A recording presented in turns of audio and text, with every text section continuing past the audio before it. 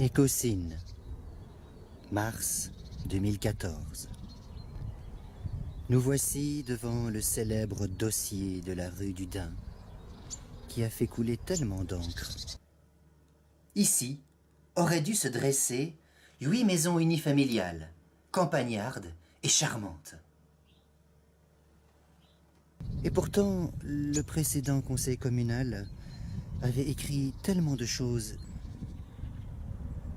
Monsieur Demange était contre. Monsieur Poncio était contre. Et le lobbyisme du promoteur a dû très bien faire son travail, car le bâtiment est là, devant vous. Souvenez-vous de tout ce que monsieur Feignard écrivait à ce propos. Souvenez-vous de tout ce que monsieur Montfort écrivait à ce propos. Et souvenons-nous de ce que monsieur Severs écrivait à ce propos.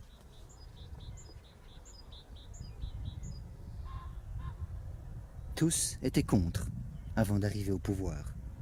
Et maintenant que se passe-t-il? Eh bien maintenant, ils votent la régularisation du parking de ce bâtiment illégal. Tiens, comme c'est intéressant. Mais souvenons-nous de ce qui était écrit. Je cite. « Les habitants ne peuvent pas être pris en otage. » Les habitants ne peuvent pas être pris en otage. C'est pour ça que le présent conseil communal vote la régularisation de tout ce qui se passe avec cet immeuble qui était illégal. Les habitants ne peuvent pas être pris en otage. Donc, un promoteur peut construire un immeuble et ensuite, pour ne pas prendre les acheteurs en otage, vous comprenez, nous sommes dans la loi du commerce, de l'offre et de la demande.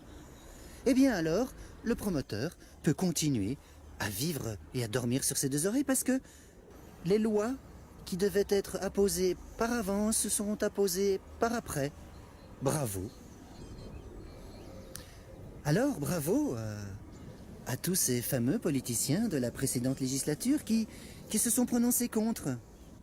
Et souvenons-nous encore de M. Severs qui nous disait, peut-être à l'ombre de cet arbre, que si on laissait faire la rue du Dain, eh bien d'autres immeubles, oh ben tiens, voilà un autre, commenceraient à pousser comme des champignons dans le village.